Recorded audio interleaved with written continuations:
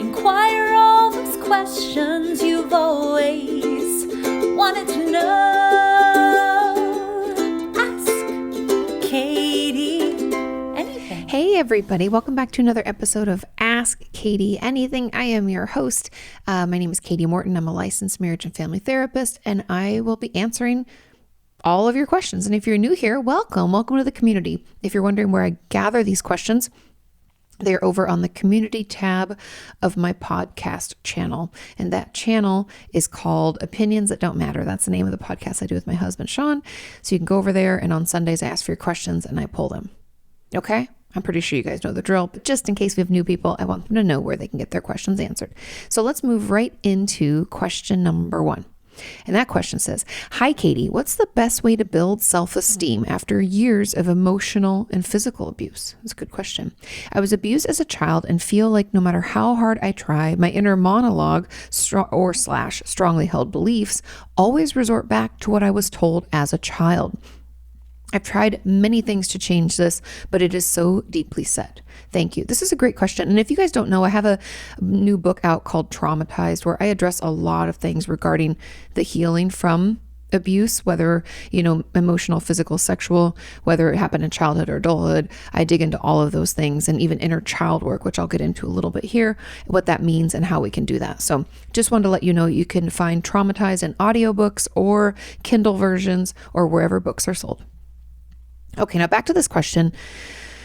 Building self-esteem, I'll approach this from a couple of angles. Now, when it comes to abuse that we sustained in childhood, it's like we never had self-esteem because we were never given an opportunity to even develop it. Because if you think about it, as children, we try new things, right? We participate in activities and we do things. And how many times have you heard children say, like mom, mom, mom, or dad, dad, dad, or they want their attention. They're like, see, want to watch me do this. Watch me jump into the water. Watch me do this trick. Watch me show you what I can do.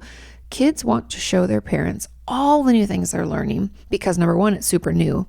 And number 2, because they're proud, because then the parents say, wow, that's so cool. You did such a good job, right? And we congratulate. I'm even doing that right now. We have a puppy, Roxy. And when she goes potty outside, I'm like, good potty. What a good girl, gets a treat, because we're potty training her and she's doing great, by the way. But that positive, it's not even just affirmation, but it's like positive reinforcement helps us build this healthy level of self-esteem and confidence. And the fact that we believe through repeat experiences that were worthwhile. Now, if during that time in childhood, instead of someone saying like, good job, amazing, we're being abused in some way, we can think we're always doing things wrong. Nothing that we do is ever right. And we can act out in a lot of different ways. But one of those is when we grow up and we become older, we struggle to feel like we have any self-worth because essentially no one in our life has ever told us we do. Now, some of that work, okay, so I just wanted to help you understand where that's coming from. Some of that work, because of that, where it's born from, like being abused as a child, is going to come through inner child work. Now, inner child work sometimes sounds a little woo-woo, but I promise you it's extremely beneficial and it's an amazing therapeutic tool. And what inner child work really is when we get back in touch or continue to be in touch with the child of us that was harmed. So let's say, we sustained some abuse when we were 7 or 8. Can we think back to the child of us at that age and what we were going through, what we were thinking and feeling? Are we able to dig back into that? As I'm sure when I'm saying this, you're thinking, oh my God, that's so overwhelming, Kati. I don't think I could do that. That's why this is often done. And I recommend it to be done with the support of a therapist because it can be so incredibly triggering and potentially re-traumatizing. We want to make sure it's done properly and at a nice, healthy, and safe pace. Got it? Cool. So the inner child work will push you to get in touch with that child and then be able to offer the child you the things that you weren't offered. Like maybe it's safety and security. If that feels too triggering or overwhelming, maybe it's just offering the child you a neutral place where things don't go wrong to them, right? Things aren't harmful. Maybe it's some of those good mother, good father messages like, you're important. I hear you. I see you. Maybe it's some of those things we need to hear. Maybe it's we need someone to come when we cry and to care for us when we're wounded. And in that way, we can do those things for ourselves, where we make appointments to see doctors and we clean up any owies we have and put fresh Band-Aids on them. And then we tell ourselves, which I know people are like, Katie, this sounds so weird, but I promise you this works. Then we tell ourselves, you're going to be okay. You're important. I love you. You know, we do those soothing messages that we wish our parent did, and the soothing behaviors that we wish they did. We can do those for ourselves. Now, I know a lot of you, but I think, well, I found the perfect partner, you know, girlfriend, boyfriend, or whomever, to be with me, and they do those things for me. Okay, sure. I'll give you that you're in a relationship that's healthy and you feel like they're able to give you the things that your parent should have given you. But I'm here to tell you that never ends well, because people in our lives can let us down. They're human too. They may not be there all the time when we need them, and we cannot rely on outside assistance to heal this inner child. It has to be done in-house. We have to do it for ourselves. And so I think my guess would be that that's really where the healing of this will come from. Like, that's where we'll dig into, and it will, you know, come to fruition. It'll be like the little seed that sprouts and builds our tree of recovery grows. However, I want to dig into one more component of this, and that could be what we call kind of like building mastery when it comes to DBT, or dialectical behavior therapy. And building mastery is when we work on something that maybe we're like decent at, but we're not great. And that could be anything from cooking, taking a cooking class, or like we cook a certain food really well, or maybe it's playing an instrument, or we're really good at organizing, or we're really good at planning adventures, or I don't know. What is it that we're good at? And then I want you to focus some of your time and effort on getting better and better at those things. And as we build mastery, meaning as we get better, we start to feel naturally some healthy self-confidence grow. And it takes some time and it takes some effort, but I promise you it'll be worth it. And that's just another component. I think I would probably work on both of these things. Also, another way to build self-esteem, just to throw it out there. And I have a video on my channel. I have a bunch of videos about this, but I have a recent video. I think it's like building more confidence, like 5 ways for building more confidence. I don't know. It came out in like December of 2019, I think. Anyway, another way to build the self-confidence, self-esteem is to be really kind to other people. Like I told a lot of you, if I'm having a really like shit day, I'll get on online and just leave people nice comments. Like I'll comment back to you, to those of you in the community leaving comments on videos or on Instagram. I'll comment on my friends' posts. I know it seems silly, but me being kind to someone else, I feel like I get just as much, if not more, out of it. So that's just another way. And then, of course, you guys know how much I hate that negative self-talk. It's bad. It's holding us back and ruining our self-esteem. So paying attention to the things that we're saying to ourselves, about ourselves, and working to make those just a little less shitty. They don't have to be positive, but I want you to be more bridge statement-like, meaning instead of like, I'm so horrible at this and no one's ever going to love me, I want you to think, you know, it's possible that I'm good at something else, and I'm open to the hope that maybe in the future I'll find someone who cares about me. Now I know you're like, Katie, that's not positive, but it's better than the shitty negative self-talk. It's moving us little, like building this bridge, right? Bridge statements to a more positive outlook. So those, I know that's a lot that I threw at you, but those are some of the things that we can do and the ways that we can work to heal and to build some of that healthy self-esteem. Okay, there was a comment on this. It says, and how do you heal from emotional abuse anyways? Can talking about it in therapy and sharing your upcoming feelings be helpful in healing? 100% yes. Or are certain CBT techniques and different types of therapy, like inner child work, also a part of treatment? Yes, they also can be. Everybody's going to be different. I always hate to say that there's like one treatment that's going to help us, but talk therapy is a great place to start. In my book, by doing research for the book Traumatized I was just telling you about, I realized that about 60% of people do not find talk therapy to be enough. Meaning 40% of us are like, hooray, I talked about it, I feel better.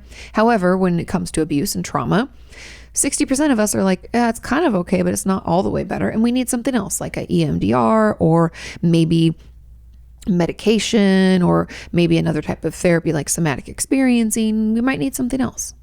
And also there is trauma-focused, or TF-CBT, so trauma-focused cognitive behavioral therapy. And that's supposed to be the best when it comes to this type of treatment, just FYI. And the person says, and what if you additionally want to learn some techniques and coping mechanisms to process it, but your therapist usually just talks to you about how you feel and what happened and educates you on the topic in general. Thanks for everything you do. Yeah, of course. Let your therapist know that that doesn't work for you. I know a lot of us feel like once we go to a professional that they know what's best.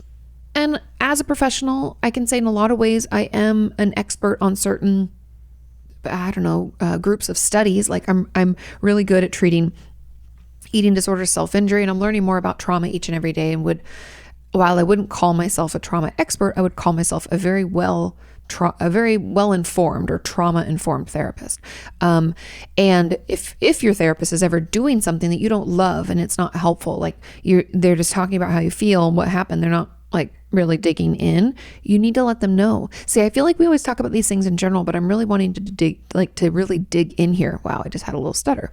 And if they don't change, and if they, maybe don't validate that, what you're asking of them, or act like it's, kind of dismiss your idea, then it might behoove you to find someone else. Maybe someone who is trauma informed or is a trauma specialist, so that you can get the support that you need. Okay. Now, another comment on this, I think this is the last comment. Yeah. It says, what is the difference between having a parent or lover that is emotionally abusive or, and in quotes, just has some unhealthy patterns that manifest in relationships? For example, my mom had some mental breakdowns in front of me and my siblings, but it wasn't something that happened every week. Doesn't have to happen every week, by the way. More like every other month or so for a timeline of probably 2 years, depending on how she felt. She also said she wanted to kill herself maybe like 7 times in total in front of us, or hinted at. That's abusive. That's emotional abuse. Sometimes being connected with certain conditions, which I'm aware is emotional blackmail-ish and therefore abusive behavior. Yes. And if any of you are out there wondering what emotional blackmail is when we like threaten to kill ourselves if someone doesn't do something. So, or threaten to harm ourselves in some way. It's not always kill ourselves, but just to hurt ourselves. Like, if you don't come and get me, I'm going to be forced to, let's say you call somebody and you're really drunk or inebriated in some way, right? Under the influence. And you call somebody and you're like, well, if you don't come and get me, then I'm just going to drive myself over to wherever you need to go. And the person's like, oh my God, oh no, that's emotional blackmail. You're saying, if you don't do this thing that I'm asking of you, I'm asking you for a favor, but if you say no, then something bad could happen to me. And you have to deal with the guilt of that. That's very manipulative behavior. And so that's what that means. And that's just one example, by the way. Okay, where was I at? It says, from time to time, she would try to seek help and emotional support from me. Oh, that seems like parentification of children. That's not healthy either. Or especially my older sister, in neither a healthy nor appropriate way. Is emotional parentification in general something you would consider emotionally abusive? 100% I would. Does emotional abuse always have to involve being criticized, insulted, or belittled? Not always, but that usually is part of it. But again, not always. I have a video, I think it's like the 5 signs of emotional abuse, and a lot of them don't have anything to do with like being criticized. Some of them do, but there's other ways we can be emotionally abused where like the complete, what's it like? Oh, I'm trying to think of the word I'm looking for. It's almost like a complete disregard for boundaries, for healthy emotional or physical boundaries with us. That's emotional abuse as well. Okay. And would you consider this more of an unhealthy relationship with some wrong behaviors, or classify it as being emotionally abusive in general? I would say it's emotionally abusive in general.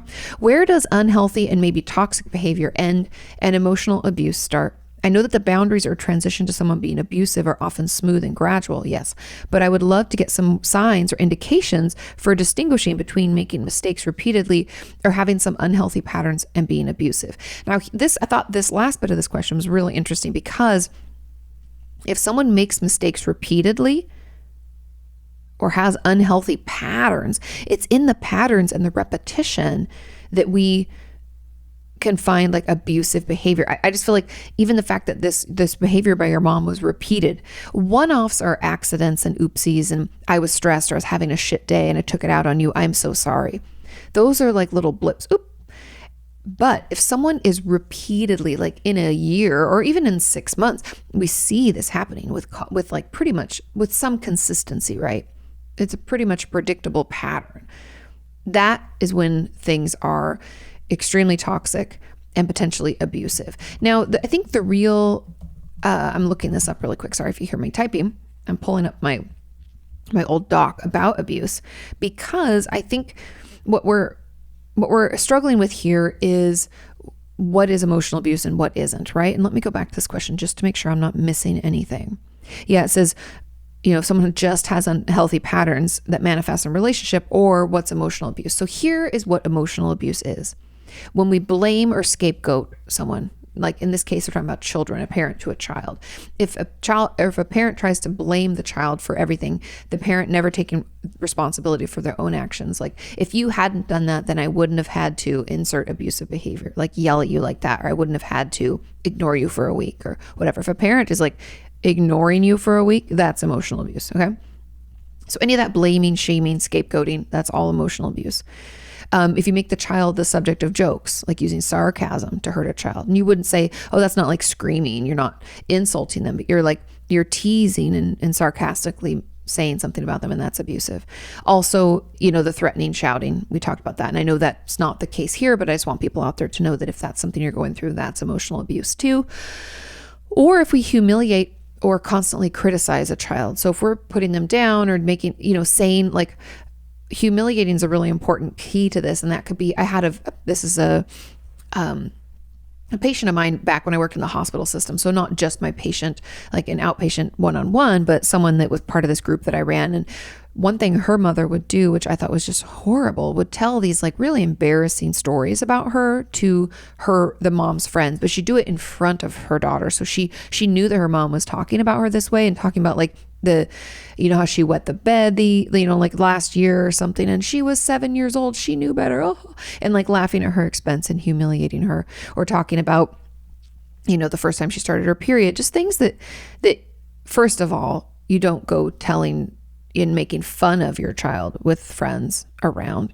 Also, you don't do it in front of your child. If you want to go with your friends and talk about how difficult your child is being, do that outside of the home where your child can't hear. That's not appropriate. And I know parents have a tough time. I'm not saying we can't be frustrated and have a down day, but we shouldn't humiliate our children. Don't want them to know things like that. And then there's another, like if you make your child perform degrading tasks, like, oh, you dropped it on the floor, lick it up. Like I've had viewers of mine and patients of mine in the past tell me about that. Then, and I'm just going through these because I want us all to be clear, being absent. We don't talk enough about emotional neglect. So if a parent just is not around, or if they're there, they're not emotionally available, that's emotional abuse. Or not allowing your child to have friends, isolating them. No one can come over to the house. I've heard that all the time, how parents will be like, you can't have friends over. What? I'm sorry. What? That's emotional abuse.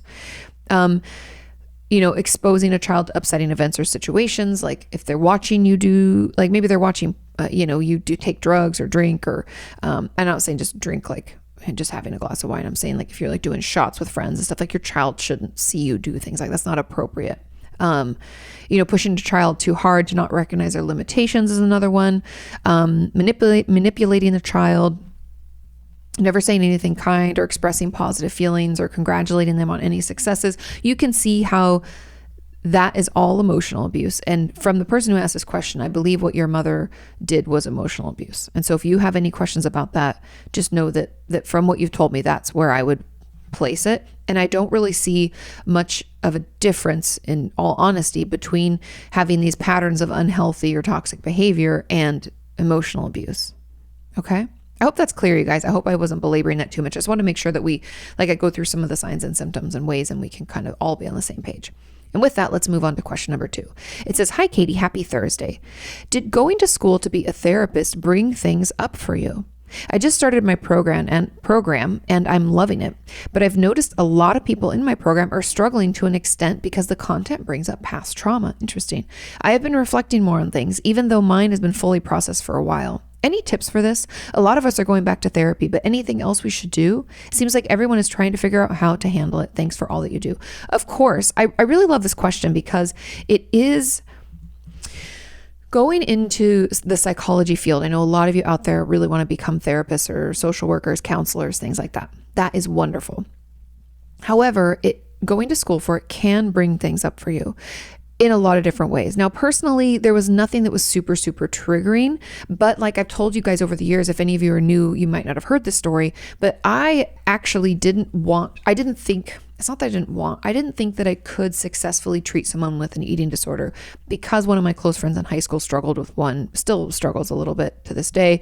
And I was like, oh, because it's too close to home, I could never. And also I even had a friend in college overdose on heroin and die. And that was really hard for me. And I was like, I don't think I can treat drugs and alcohol, because I was still like angry about it and sad and frustrated. And so going through the different like fields could have been, I guess I could say it was a little triggering to me, and it brought up some issues in my life and things that I'd gone through. And I tried to place limitations on myself where I'm like, hey, I am in therapy, and I'm so glad you're saying you're starting therapy up. I don't think anybody should be a therapist without having been in therapy or even be a professional in the mental health space. You need to know what it's like to be on the flip side of it. And you have to figure out your own shit so you don't bring it into session with your patients, right? But going back to what I was saying, it did bring up some things for me. And within my own just like process, I was like, maybe that means that those are my limitations as a clinician. Like maybe I can't see patients who struggle with these X, Y, or Z. But then when I was looking for a job that paid, because, hey, I put myself through school and needed to make money. Surprise, surprise, you have to make money when you're working, but so many people don't when you're an intern or just out of school. I found a job that paid at an eating disorder treatment center. And I went when I didn't think I was going to take the job. And one of my friends at the time was like, do it, Katie. You need the money. And who knows, you could be really good at it. You could really like it. You should try. And so kind of against my own judgment, I was like, okay, well, I'll at least do the interview and I'll see what it's like and blah, blah, blah. And then when I got the job, I decided to give it a trial run, a try. And yeah, I loved it. Never looked back. Super rewarding work. I'm glad that I didn't let that one concern stop me from doing, what I was, I think, meant to do. So all of that to say that it didn't really, it brought some things up for me, but being in therapy is key. As a mental health professional, we should all be in therapy, because how can we practice what we preach if we don't even go to therapy ourselves and don't even understand our own shit? And that will ensure we don't transfer in our own stuff into the session, which, if you didn't know, is called like countertransference. So it's like when a patient brings their stuff into the room, which they're supposed to, we're not supposed to react to it. And if we do, that's countertransference. And that means we need to get our shit together as therapists.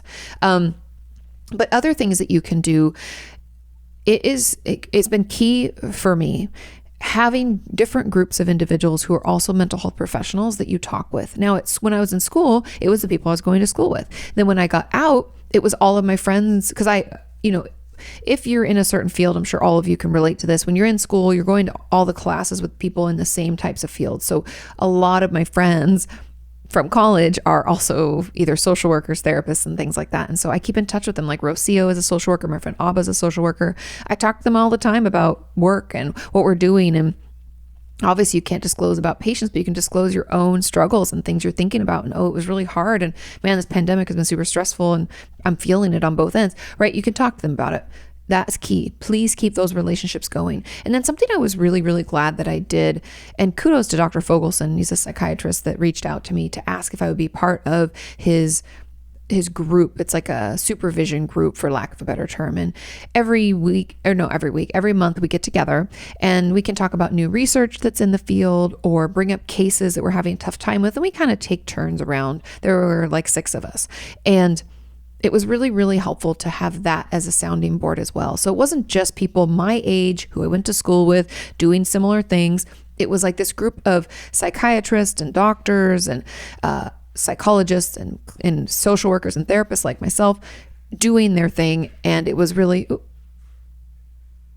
we have my puppy drinking, so I hope that doesn't bother you. Anyway, it was really nice to have all those people there to have a sounding board, right? To have people that can give me perspective and also ensure that I'm taking care of myself. And yes, I know this kind of sounds like a lot to consider and a lot to do, but it's really just, you're setting yourself up for success. You're giving yourself support so that you have other people you can talk to about what you do. And I think that is really key. Okay. You're going to be great. I'm so excited for you. And we can really hear she's thirsty, guys. It's hot today. Okay. Moving on to question number 3. It says, "Hi, Katie. Is it possible for someone with narcissistic personality disorder to be aware that they have the disorder?" This is a great question. "It seems like a lot of therapists and people in general are under the impression that if someone admits they have NPD, then they can't actually be a narcissist. That's not true. I feel that this is stigmatizing and prevents those who have NPD from getting help. What do you think? Thanks for all you do."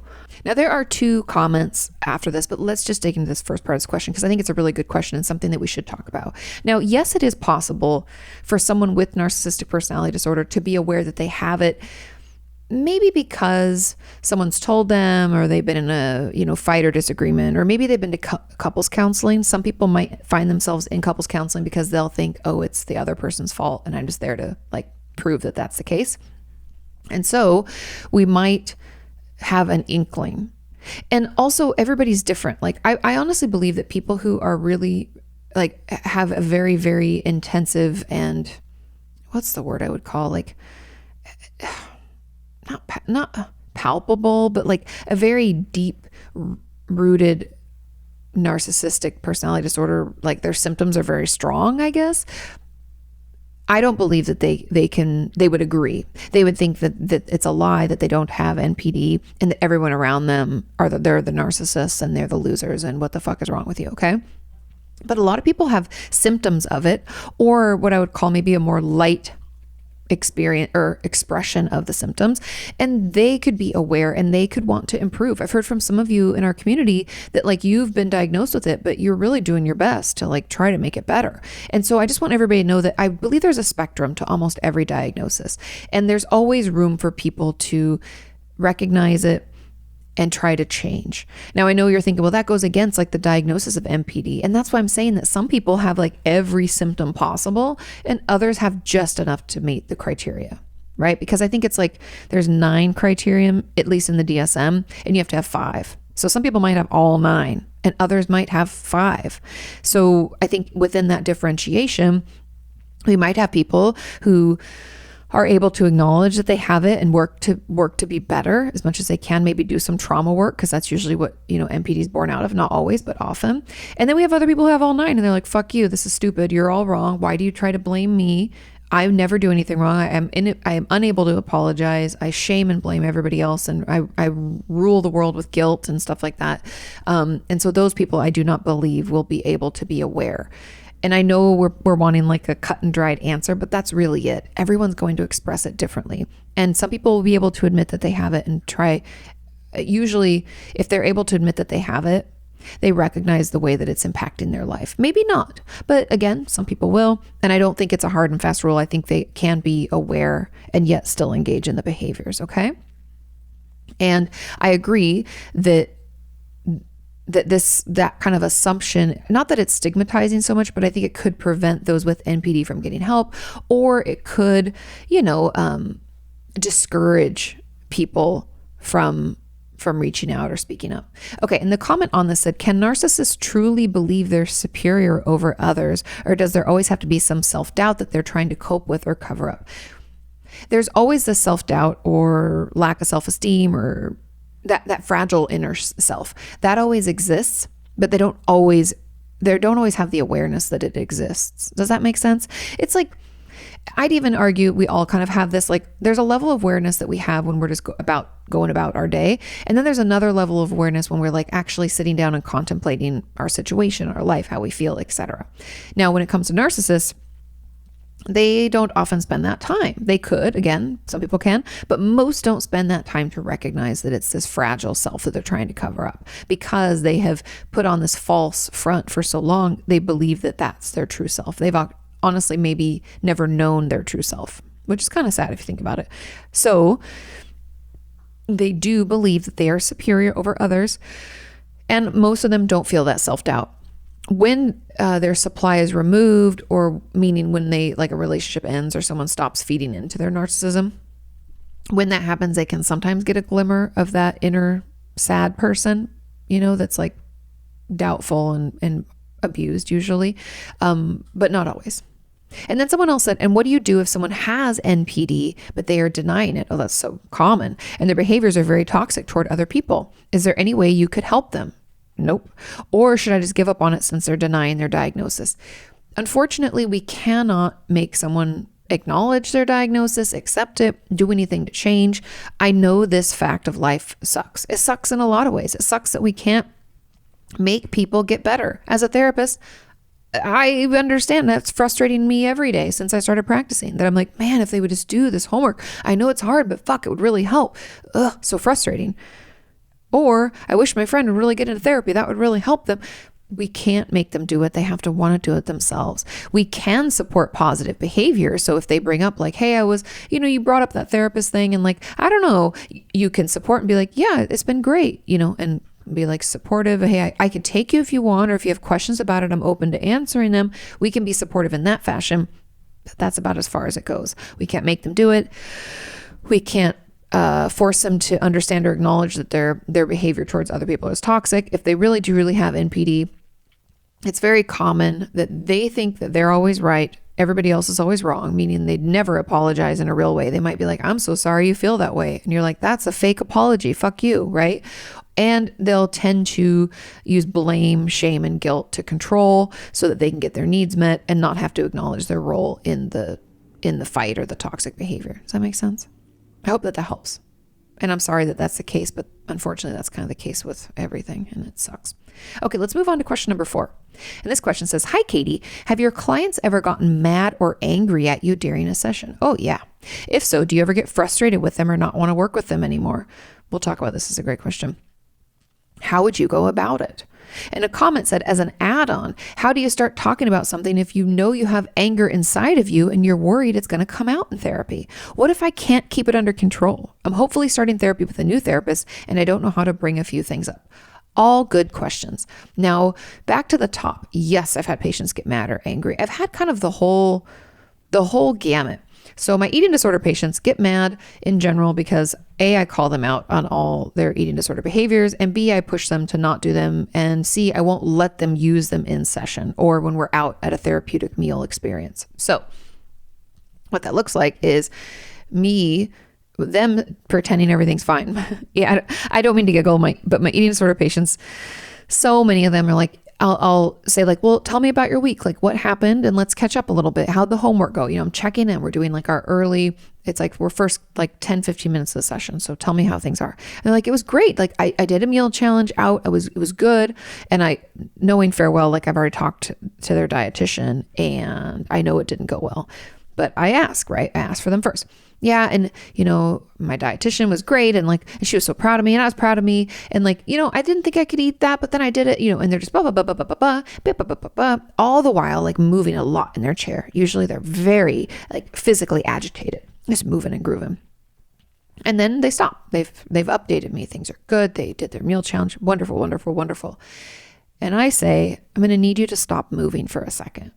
Immediately frustrated. I can tell by the way they look at me. And then I'll say, I talked to your dietitian and she told me that the meal, that challenge meal didn't actually go very well. Why do you think we have two such different reactions or opinions or, views on that situation?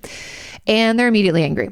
And that frustration is a little bit different. That's like a low grade. They're just like, ugh. And then they usually are like, they are kind of sarcastic. They can make some little snide comments. Like, I hate that you guys talk behind my back, or I need to move. It helps me soothe. You're not letting me self-soothe. And it'll be in this very directive push back kind of way. That I can handle all day long. For any of my patients who worked with me when I was at the treatment center and I was with you for 8 hours, I don't get tired of it. I will push back. I will hold the ground because that's what I'm there for. I'm there to help you feel better. I'm there to help you overcome your eating disorder. And I know that's uncomfortable. And sometimes that doesn't feel so good. So even though I know I'm there to make you feel better, that's like a goal for the future. Right now, it might feel a little bit worse before it gets better. So that happens all the time. No, I don't get frustrated. And I definitely am not going to stop working with them. It's just part of the process. And that's okay. It's not really about me. It's actually about me pushing back at that coping skill that you desperately want to use, right? Because it serves a purpose and we're just digging into it. And then I've had patients get really angry and try to treat me like someone else, especially like a mom or a dad. I had a patient get really mad once because I had to cancel a session last minute because I got food poisoning and I was sick. I got food poisoning at like lunch. And so my whole day was all fucked up and I had to cancel. They were like a 3 p.m. appointment. I had to cancel. And they were like, they left me this voicemail. I can't believe you canceled so late. It's so disrespectful of my time. And I pay it. I mean, so mad. And then came into the next session, even more mad. And we talked about it. And turns out that their dad, always would say they'd show up for them and never showed up. And that me not showing up for them consistently was super triggering. Helped us dive in. Was I frustrated? No. Did I not want to work with them anymore? Not at all. But that's something that happened. And then that can happen. Sorry. And then the final example I'm going to offer is when I've had a few patients, not a ton, like actually a couple, just 2, like get very aggressive, like threaten me, cuss, scream, yell, probably still in the same line as that. Like they're, it's like a trigger because their parent or other caregiver did something similar and now they're lashing out. But the anger or aggression got to the point where I didn't feel safe. And that's where it crosses the line. When you threaten a therapist or, call them every name in the book and tell them you're going to kill them and blah, or whatever it is. And they didn't say they were going to kill me. They were like, I could just punch you in the face right now. And if we were outside, I would just kick you. I mean, just, crazy stuff. They were so amped up. I didn't feel safe. I made them leave my office and I told them if they're going to act that way, I'm going to have to call the police and I cannot see them anymore. Now, both of those patients in those scenarios were able to get it together and not be that way again. However, because I was scared, I had to tell the ladies that I share an office with, because there were 3 of us, that this was going on. And one stayed late for me once. I gave her a little gift card as a thank you, but she stayed late to make sure I was okay and that person really left and didn't harm me. And Sean even showed up once and waited in the waiting room for me to make sure I was okay. So there are things that you do to protect yourself. And if they hadn't gotten it together, then I would have I wouldn't have treated them anymore. And I have my own right to do that. It's like, because I'd even called my malpractice attorney at the time and was like, hey, this is happening. I don't know. And she was like, you don't have to see them anymore. So those are the things. I just wanted to walk you through the levels because anger and frustration are normal in therapy and can be brought up for a whole gamut of reasons. But if you start like threatening your therapist or trying to actually physically harm them, they don't have to see you anymore. Okay. And there was the comment about like, how do you start talking about something if you know it's going to bring up anger? That's where I would start. I think it's really helpful for a therapist to know ahead of time. And I would tell them when you start, because you're starting with a new one, I would say, there's a lot that I need to bring up that is anger based and I don't really know how to keep it under control. So, and here's your ask. I want you to write this down. I want you to ask them. Say, I would like to have some coping skills for my anger before we dig into that. Can we focus on that? That would be really helpful. Thank you. Perfect. Because what I want you to have on board are ways to cope, because it's not about controlling the anger. It's actually the controlling of the anger that makes it fester and get worse and be really explosive, right? We can erupt at people and feel like it's out of control. We always say like, oh, it feels so out of control. But in reality, it was us stuffing it down into this like pot of ourselves. Then we explode because we can only do that for so long. And I think you will find that once you have these healthy ways to express your anger, meaning through like one that I still love is writing out a really nasty letter to someone and then ripping it up. And I'm talking like sometimes I tear the paper I'm writing so hard and that helps. Or screaming angry music in my car or doing the full body shake even helps a little bit with the anger. Or even just venting to my therapist or a friend about it. That also helps. Screaming into a pillow can help. So having some of these things that you can do to kind of offload a little bit of it, and it might even be journaling about it, that can help too. That's kind of the letter writing also. But having some of those things on board before you dive in will be really helpful so that you don't feel like your anger is just coming in and ruining everything and you're going to shout at your therapist and maybe threaten them. And, I don't want you to get into a situation where then you like don't have support. So having those first and asking for that first will set you up for success. Okay, let's move on to question number 5. And that question reads, Hi, Katie. In my last session with my therapist, she told me something that my mom told her. My mom doesn't believe I was molested by my brother. It can be hard for parents to accept and believe that. Her exact words were, my brother and I used to be so close. The reason for my therapist to share this one sentence with me was because she believes in her experience and professional opinion that my brother groomed me so that I wouldn't tell. Unfortunately, yeah, that can be very common. I am so hurt by my mom not believing in me. Now with healing more than what he did to me. More and more memories have come up. I told my mom that it happened only 2 times. However, it happened from the age of 6 to 9 years old frequently. Now I'm struggling on the fact of whether anyone will believe me. My own mom doesn't believe me. My anxiety has been so high since finding this out. Is this even worth telling my mom that it happened more than she knows? Also, is remembering more details and remembering more about what he did to me normal? Yes, that's very normal. Also, why can't I fully remember why I didn't tell anyone sooner? Thank you for all that you do. You really are changing the world to be a better place. Oh, I'm so glad you feel that way. I'm doing my best. Okay, this is a great question. And my first thoughts are honestly that I don't know if it's actually helpful for you to tell your mom that it happened more than you remembered initially. You can if you really need her to hear you, but we unfortunately cannot force people to believe us or understand. And I will tell you that parents do struggle with the acceptance and understanding that something bad could have happened to their child, or that something may be, quote unquote, wrong with their child. I can't tell you how many parents over the years have given me pushback on a diagnosis where they're like, my child is not bipolar. And I'm like, well, your child is 20 years old. And because they're like they live at home still usually. And a lot of my patients will have their parents come in for a session here or there. I'd be like, well, your child is 20 years old, and that spending spree that she went on is part of her mania. Remember, she's not sleeping, and I'm happy to offer you some resources so you can educate yourself. And they're like, you're wrong. Sometimes they'll even refuse to come back or refuse to bring their child back in or whatever. And it's part of the reason why I don't usually work with children and I work primarily with adults. But you still have to deal with some parents here and there. But parents have a tough time because they love us and they don't want to imagine something going wrong, let alone when we realize that one of our children harmed another one of our children. That can be a lot for a parent to take. And so I think in your mom's struggle to process and accept what happened, she denied, which is actually like another traumatizing event for you. And I'm so sorry that she's acting that way. The only way I honestly would encourage you to bring it up with her is in session with your therapist and bring her there for just a part of your session, not the whole session, just a part of it. If you want to talk to her about it, because that ensures that it's done well, that you're given time to talk, that your therapist talks, and your mom doesn't just say more hurtful, harmful things. Okay. Now, other people will believe you. I just want to leave it at that, period. It's your mom struggling to accept or understand that one of her children could have hurt another child. That's a lot. Imagine if that was you. Imagine if you had 2 kids. Imagine, just think of like, you raised what you thought were 2 healthy, loving kids, and then you find out that one of your children was hurting the other. That's hard. And I think that's really more where this is coming out of. Other people will believe you. And it is,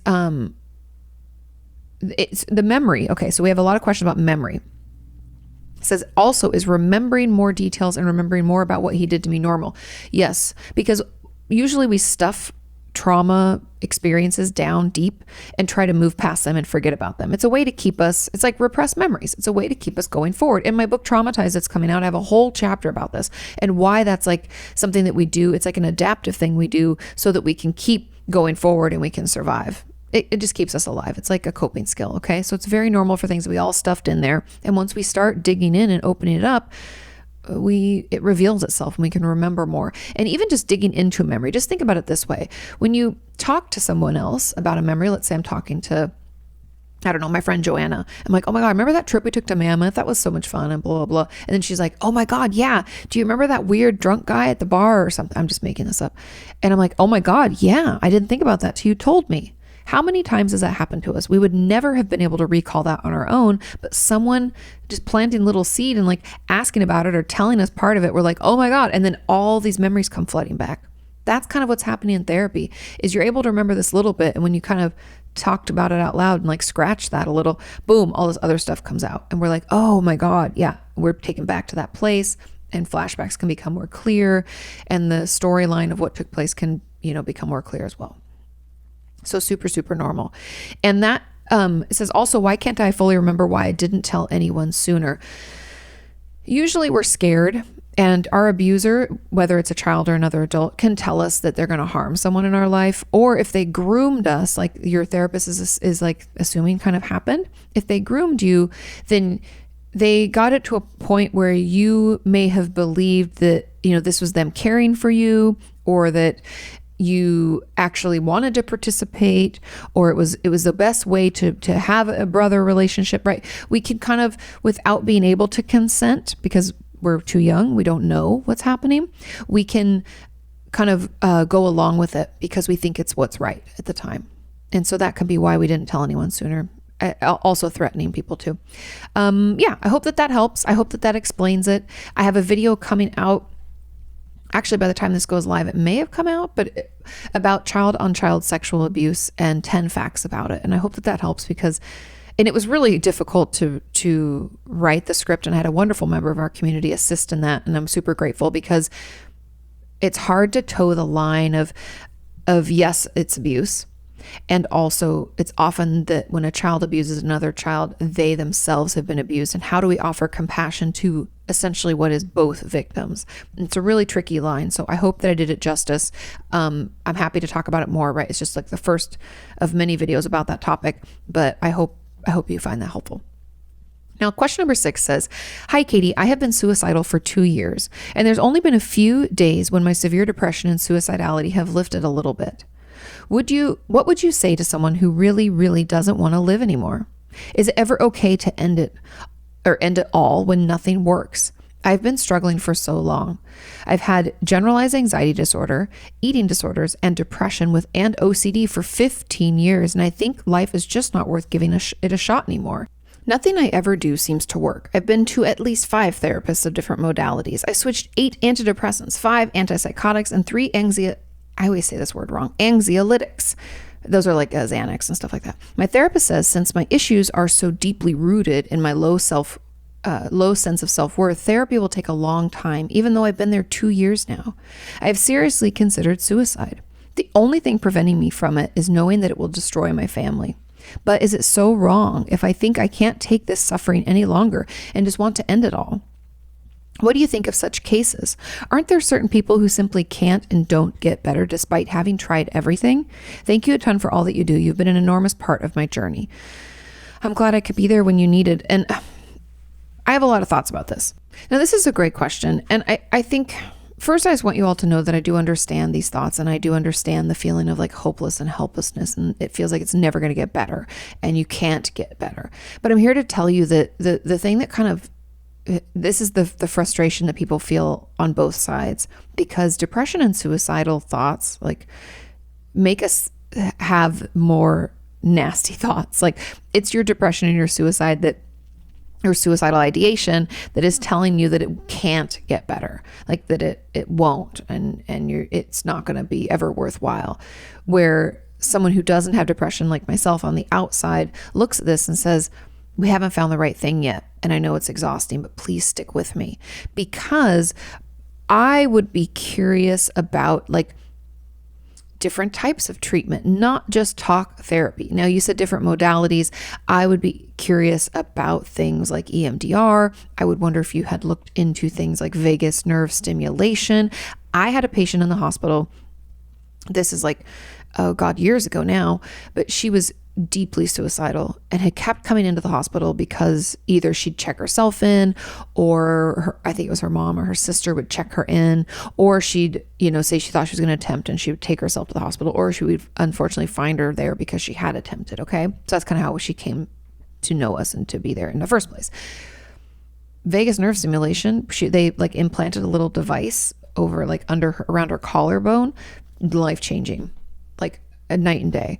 Suicidal thoughts and urges went away. Now, obviously the N in my study is just one. That's only one person. I know that that's completely anecdotal and it's not like, tons of research, but I'm just curious if you've tried those types of things that are a little bit different, things that maybe aren't just talk therapy. Because like I said earlier, in research for my book, I learned that most people don't find talk therapy to be enough. Now I know that's when I'm talking about trauma and things like that, but I don't think it's a big stretch to apply that to like all types of mental illness. talk therapy works for some, not for all. We should try different things. And when it comes to medications, I'm always suspicious when people say they've been on a lot of different things. I'm curious how long, and if you've ever done like the cheek swab test where it tells you what medications are most likely to work for you. It's not 100%, like it's not like it tells you like this is going to save your life, but that might help.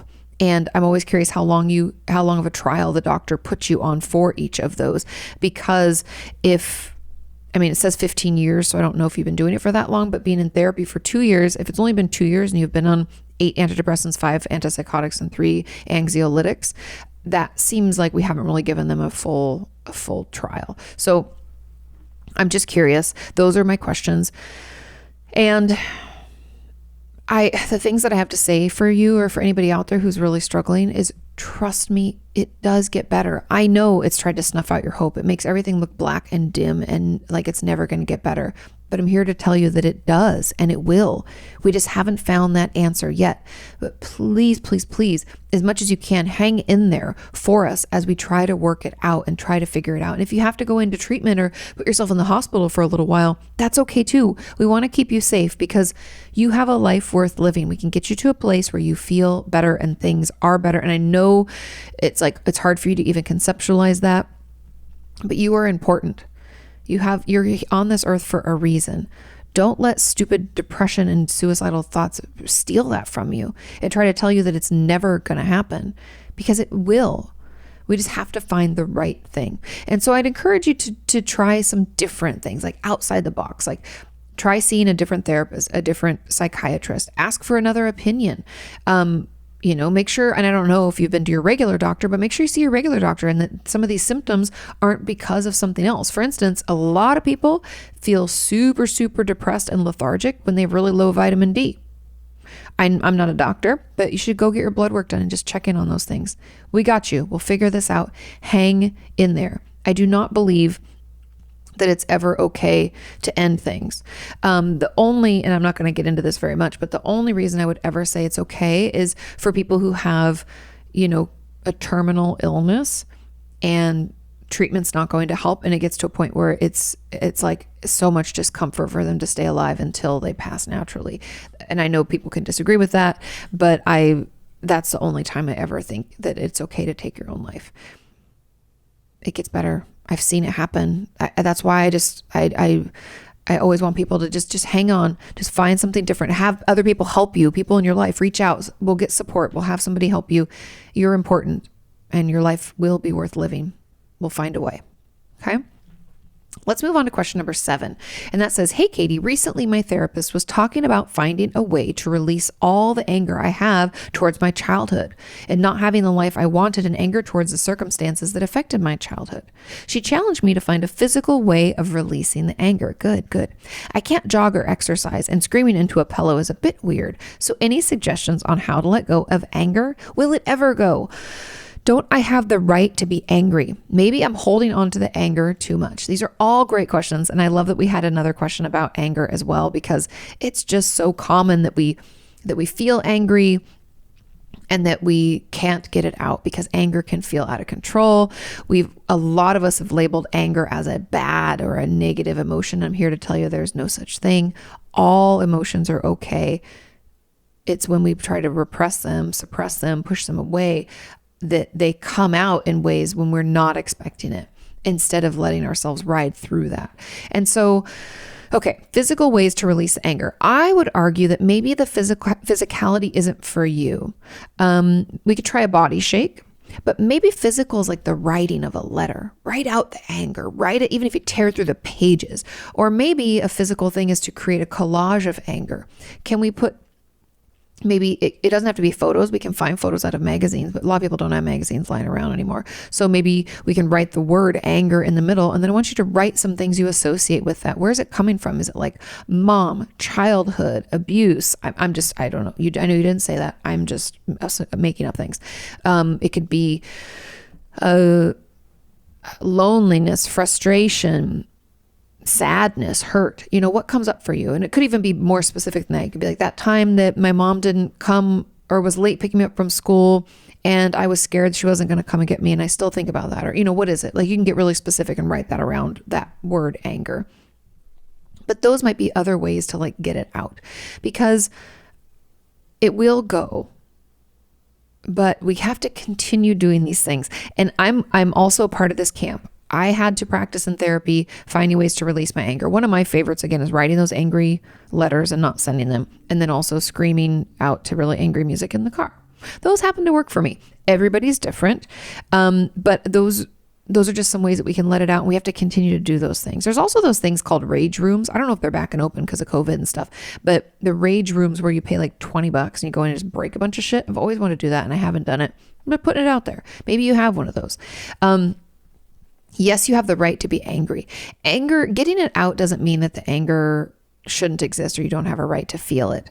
Getting the anger out means that we just need you to have a healthy way to express it, because anger turns into anxiety and depression. Therefore, we need to find a way to let it out. Does that make sense? It's like doing you more harm than good as we hold it in. And also, yeah, and I think you are holding on to the anger a little too much. And it might be, for some people, even myself, it can be some of the ways we define ourselves. Like, oh, I'm pretty easygoing. I don't really get angry that much. Or, oh, or some people take pride in like, people know not to mess with me. I don't get angry, but when I do, it's scary, right? And we can like take pride in the way that we kind of use our anger. And instead, I would encourage you to dig into, in journaling, what your anger is protecting you from. It's usually, spoilers, protecting us from pain or hurt. And I assume in your situation, you're mad about not having the life, that you wanted because of your childhood and all the shitty things that happened. But really, why you're mad is because those things hurt you and they affected you today, and they've led to whatever they've led to: depression, anxiety, upset, abuse, and trauma. I don't know. What are we dealing with now because of what happened in our childhood? Can we dig into that a little bit? Because I think it's in that, for me at least. I'll give you an example. For me, my anger was protective, and I'd had this really shitty relationship. And so I kind of cut myself off from people in that way, where I was like, I'll never let anybody get that close to me again or know me that well. And that wall that I put up isolated me, and I never gave myself a chance to process what was really pain and hurt. Instead, I was just angry, and I wanted to lash out at everybody all the time. And when I finally acknowledged what it really was and why I was actually doing it, I cried a lot and I felt shitty for a little while. And then I have to tell you, it felt so much lighter, because keeping that all in was just so toxic for me. I wasn't sleeping well. My other relationships were suffering because I was like super angry and frustrated all the time. And anyway, I don't want to go into too much detail because it's not what you're here for, but I just want you to know that you do have the right to be angry, but we have to figure out because anger is usually a secondary emotion. I mean, it's protecting the primary. What's that primary emotion? And can we at least try to think about where it's coming from and why we feel that way? And that will, in essence, help us like better express it so that we let go of it. Does that make sense? I hope so. Okay, let's move on to question number 8. And that question says, I was reading up on HIPAA for school recently, and I forget what HIPAA stands for, but I'm going to tell you guys. I'm going to look it up really quick. Stands for, here we go. It's like Google knows me. Stands for the Health Insurance Portability and Accountability Act. I always forget that portability. So that's what HIPAA is. And it was in 1996. It was enacted, you guys. And it's really just like a federal law that requires like certain standards in order to protect our privacy when we have like sensitive materials, like health records, for instance. Okay. So I was reading up on HIPAA for school recently and was wondering, why can patients be denied access to their psychotherapy notes? Great question. It seems unproductive if we can't even see the notes, and all our providers may see inaccurate notes and are making decisions based on something we can't even see to provide input or fact check or self-advocate. It disempowers us from being able to have agency over our care. Can you please explain why providers are allowed to deny us access to our psychotherapy notes and records? Can a different provider or healthcare professional with access to the records provide the notes to the patient who was denied from receiving them from the provider who wrote them? Is there any process to dispute access denials? Okay, great question. And in short, patients can be denied access because a therapist or other mental health professional can deem the access to do more harm than good.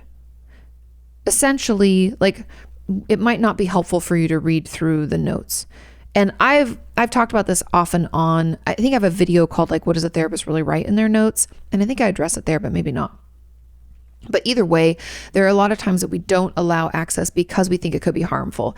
Meaning, like, let's say I'm seeing a patient and they haven't quite accepted that what happened to them was abuse and that their self-injury is coming out of that. Maybe they just think that's just the way they cope when they feel stressed. I don't know. They're not there yet. They haven't come to that realization. But in my notes, I say, patient hasn't realized that this is due to the sexual abuse they sustained from, I think, an uncle or a grandpa, still trying to figure out. Those things are in notes. Those things can be traumatizing, overwhelming. And if you're not there yet, they can be really hard for you to take in. That's why they can deny us access. And that's why it's so specific to like mental health based notes. Our medical stuff you always have access to because it's very clear. You came in for a broken leg and they fixed it, right? There's nothing else that's happening like that. We know that. And those are usually in like a portal online and you can get into them at any time. But when it comes to our mental health notes, they can or cannot be accessed using that. And they can deny us access if they think it could do more psychological harm than good. Now, I know that sucks and it can feel like it's disempowering, but it's actually the reason that exists is so that we can protect our patients from themselves. Because I do have some patients who don't, like I personally as a therapist and a patient don't want to see my notes. Like I'm never going to call Jana and be like, hey, can I get all of my notes on file I don't want to read that shit. It's not helpful to me. I don't need to, but I will have her send them over to my new therapist because I don't want to have to repeat everything. But you can, so yes. So that to answer the final question, kind of, can a different healthcare provider with access to the records, they could give you access if they felt it was okay. But I have to tell you, most will not deny you access unless there's a real big reason why. I don't know, anybody out there, if you disagree and you've been denied access and you're frustrated, let me know. Because in my experience with like myself and my colleagues that I talk with regularly, I've never heard of someone doing this. I have personally tried to persuade someone against reading notes from another clinician that had given them to me. And they agreed that it probably wasn't best for them. But if they wanted them, I would have given them to them. I just didn't think it was best, but I didn't think it was a big enough of a deal to not allow them access, if that makes sense. And that was just my professional opinion. And so, yes, you can get access through another provider if they have those documents themselves. And is there any process to dispute access denials? I'm not sure of. I don't believe we went into that when I was in school. Possibly, I would assume within the court system, with some regard, you'd be able to, make your case. But I don't know. I honestly, truly feel like this doesn't happen very often. I'm not saying that, it never happens, but I'm just saying, I've never heard of it happening. And usually if they deny, there's an actual big reason why, an important reason. And I can't foresee anyone giving you access later, no matter what you did, if they thought it was going to be that detrimental to your health or mental health. Does that make sense? I hope that helps. And sorry, I don't know about the process to dispute it. The legalities of things, because I haven't done this, I don't know. And I could ask around, but because, like I said, I haven't heard from any of my colleagues. I reached out and none of them have told me that they've done this before. So far we don't know. I'm sorry. Okay. Question number 9 says, hi, Katie, what is your take on those who believe mental illnesses aren't real? Any reasons you've heard to try and prove this statement? I've heard a few different arguments, but one that stood out to me is that if people were incentivized to stop their behavior, they would stop. So if someone has depression and they're lying in bed all day, if someone pays them to stop, they'll get out of bed. That's not true. It stood out to me because it not only makes sense to me, but I think it confuses illness with a bad habit, and it really doesn't understand what mental illness is. Okay. For people who don't believe mental illness is a real thing, you can show them brain scans of people with and without depression, with and without PTSD, with and without anxiety. The brain is actually different. Also, you can see, the fMRIs, a functional, I think that's what's called. Anyway, you can see the brain activity. It's different. Someone with depression, someone without, someone with PTSD, someone without. It's different. Our brain actually changes. So if they need to see a goddamn broken bone to believe that a leg is broken, then they can see our brain having a difficult time and they can then shut the fuck up. Because if you paid, I'm sorry, this argument just doesn't even make any sense to me, because for those of you out there who are severely depressed and struggling to get out of bed, if someone paid you, you probably still couldn't, or you may be able to get out of bed, but that doesn't mean your depression's not there. That doesn't even make any sense. That's one action. What about our mood? Does the money make them feel better? I'm pretty sure it doesn't. And that's like just one symptom of depression. What about like the lethargy, the difficulty concentrating, the body aches, the no sex drive, the food, like having an appetite or not having an appetite? What about that? And so my take on people who don't believe mental illness is real is honestly, at this point, at 2021, they're just stupid. Information is everywhere. We have so much science to back up the fact that mental illness exists. And if they haven't seen it themselves, then they must be living under a rock. And if they have and still like refuse to believe that it exists, then that's their choice. We can't force people to actually be educated and be kind, compassionate, and understanding humans. If they don't want to believe it, they don't have to. But they're, even by that argument that stood out to you, even with that, you can just see how limited their understanding or education around mental illnesses are, to think that just the act of getting out of bed means that we're no longer depressed. If someone was to pay us to get out of bed, sure, we might get up, but we're still depressed. Like, that doesn't accomplish anything. Am I able to focus? Has my appetite gotten back together? Is my mood lifted? Do I enjoy things like I used to?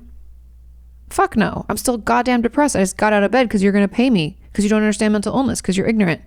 I don't want to get too fired up, but those are my thoughts. And so you can look up those brain scans, you guys. You can find them out, like brain differentiation or brain scan differences between depression and not, or something like that. And they'll come up and you can see them, boom, boom, boom. There's a ton of research articles. I want to say it's probably been like 6 years ago now, maybe even longer, that they realized certain parts.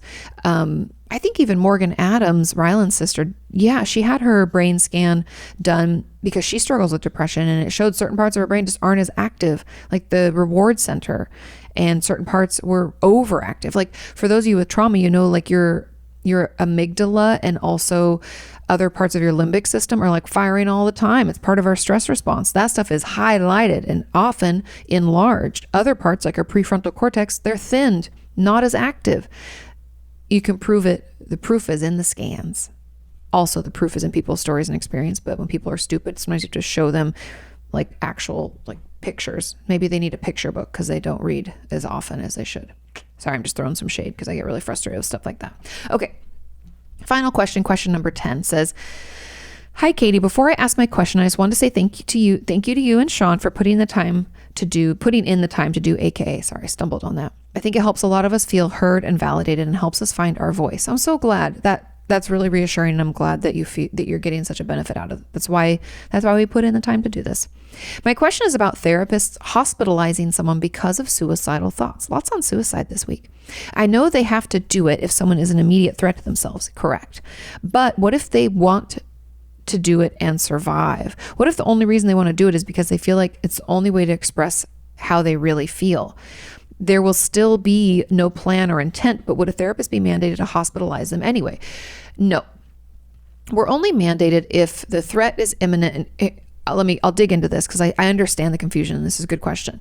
If the threat is imminent, there's a plan, and that meaning imminent means it's going to happen soon. There's a plan. They have the means to do it. Essentially, it's a credible threat. Then a therapist that worries about your safety is going to hospitalize you. However, if you tell your therapist that this is the reason behind it, they're going to want to process that through and talk with you about it. They're also going to put you on a suicide safety plan. If you wonder what those are, I have a video on my channel to search Katie Morton suicide safety plan, and it will come up. I have the videos about that so that you understand what kind of plan we should have in place before we potentially even like get to a place where we would try to take our own life, right? We want to create the safety plan when we feel somewhat better. It doesn't have to mean we feel great, but not when we're in the depths. We're too far into it to be able to create that at that time, if that makes sense. So we're preparing ahead. So creating a safety plan, they'll probably try to do that with you. Try to understand your need to express how you feel, and try to find other ways to do so. We can do so through writing, talking to people about it. We can express it through all sorts of different avenues that don't involve harming ourselves. And I know you may think, but this is the only way that feels correct. Let's get creative. Think about it. Let's talk about it. And if you were my patient and you told me this and this was the reason, that's exactly what I would do. I would seek to understand and talk with you more about it. I would create a safety plan with you so that I would ensure you were okay. I would probably do check-ins in between sessions to make sure that you aren't trying to harm yourself. I would have, some details around like, okay, if I've checked in with you and I don't hear back in 2 hours, who can I call? And I would call those people to check in on you. We'd have our plan in place to ensure that you are safe as we work through this, because I hear that from my self-injury patients a lot too, that the injury is the only way for them to express how they really feel. And I know it can feel that way, but I challenge you, and I was like, challenge. I was going to say a challenge. I'm going to challenge you to try to come up with some other ways to express it and try those things out. Essentially considering like those suicidal thoughts as like an unhealthy coping skill.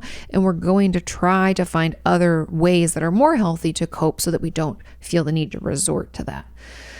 Stick with it. You got this. I know it's hard. I know we can feel like that's the only way, but it's not.